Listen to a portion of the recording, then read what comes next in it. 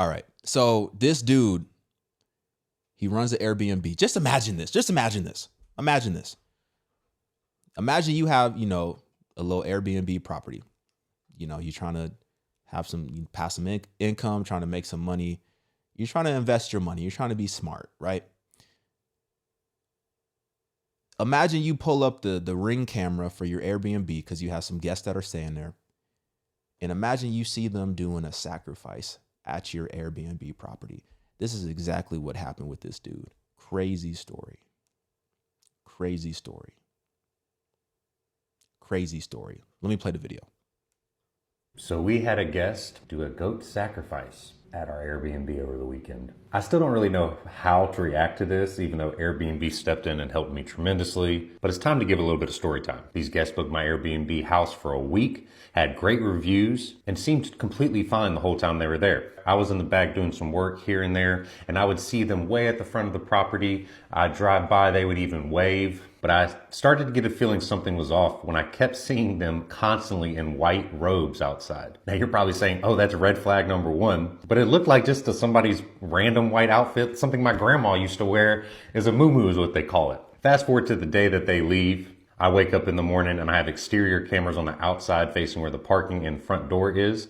And I noticed that there was about 20 different notifications going off at 4 a.m. that morning. As I'm driving up to the property, a little bit off in the field, I notice without a head that I thought happened to be a deer as I'm driving through and was not thinking much about it. I thought maybe some psychotic hunter had took the head and left the body.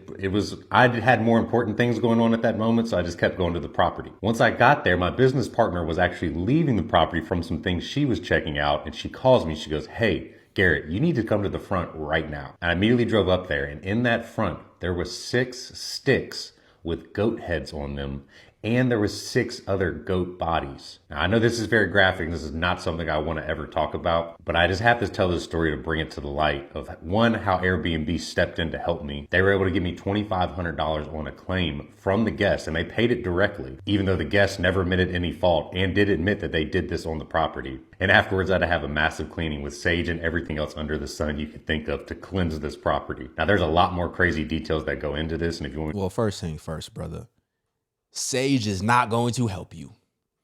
If anything, you are adding on to the ritual with the sage. So sage ain't going to do nothing. You need to call on the name of Jesus. That's what you need to do. But you know what's so interesting? Just a reminder that there is a real spiritual world. It's much deeper than what we see with our eyes. It's much deeper than this flesh. There's a real spiritual world, and there's a real spiritual war happening. And so when I see stuff like this, probably if this was me like 10 years ago, I would probably not believe this. But people are actually doing these things. They're actually calling on spirits for guidance, for wisdom, for voodoo purposes, to harm others, to obtain things that they want to obtain illegally in the spiritual realm. This is actually happening. And oh, by the way, there's actually real people, and we can't blame it on the people because like I said, this is spiritual. It's deeper than, flesh and blood. It's spiritual. But there are real people who hate Jesus, and they hate the ones that love Jesus. And they're actively doing rituals. They're actively sacrificing goats to their gods, little g, in order to participate in the spiritual realm illegally. This stuff really happens. And it's wild. Because a lot of people might have thought that this stuff was done with, but people are still using these in order to obtain whatever it is that they're trying to obtain in the spiritual realm. And that's just a reminder for all of us to stay vigilant, not to be asleep during this time, not to be spiritually drunk, but to be sober-minded and to stay prayed up.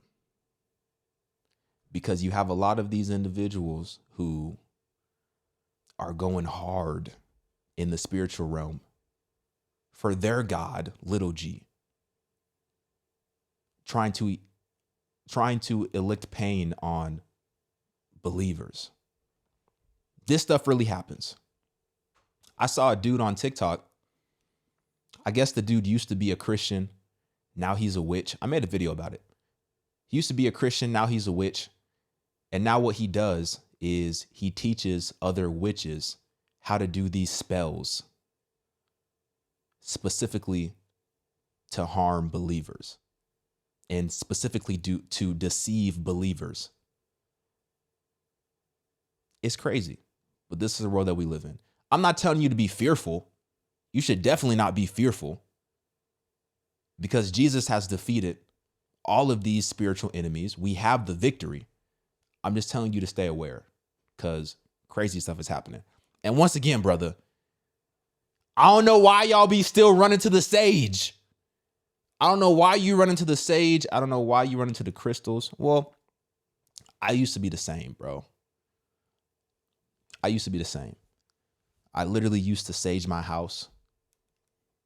Not recently, but back in the day when I was really heavy into the new age stuff, I had all the crystals, I had all the bracelets, I had all the necklaces, I had all the books. I was doing all the affirmations. I was doing all the law of attraction meditations every single morning. I was saging the house, and I actually thought that was doing something for me. You know what's crazy? One time I was saging the house and I bought one of these prosperity candles. It almost looks like, what is it called? Like a rosary candle. You know, those candles, those like long candles. But this was like a purple candle. And I got it from this like new age store. I remember clear as day. I got it from this new age store.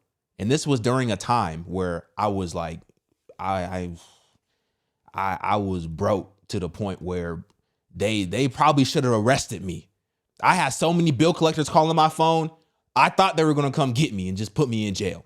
Like, it was bad. I was broke.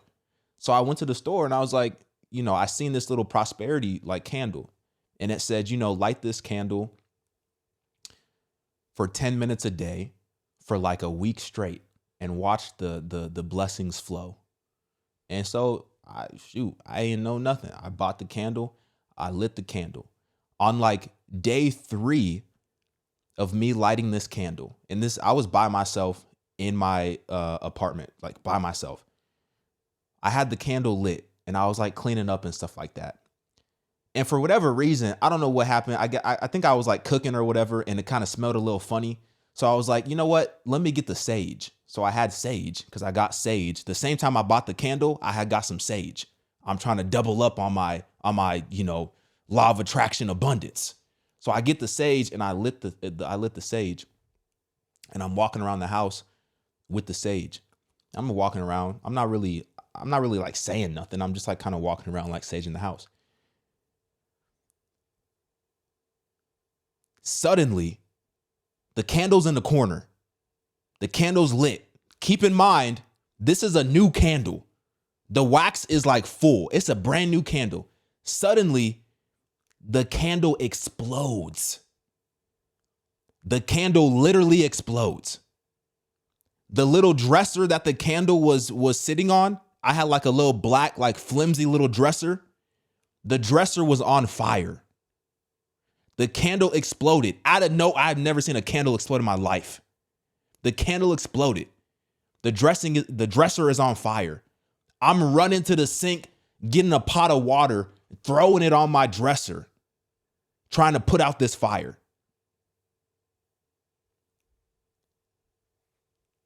In that moment, I was like, yo, this is some dark stuff.